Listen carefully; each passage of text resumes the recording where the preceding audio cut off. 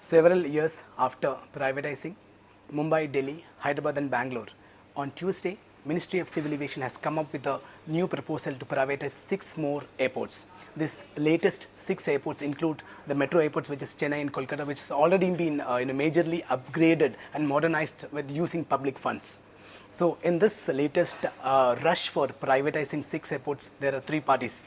One is government itself. Government would want to send out positive signals and to boost the morale of investors, and they want to show there's some action happening in the infrastructure space, which is airports. And the second part is AAI, which is Airports Authority of India, which used to hold at least 26% equity in the past privatization experiences, which is Mumbai, Delhi, Hyderabad, and Bangalore. In this case, AAI will not be having an equity stake in the initial stage. Instead, they would be just having a golden share, which is a right to appoint at least 2 directors in the new company, which will win the mandate for the privatization of these 6 airports. And when that company goes for public, they would be having at least 20% equity stake by face value or book value. And the third party was airlines. Airlines are deadly against this privatization drive because they still feel that fear that this privatization rush is going to increase their charges.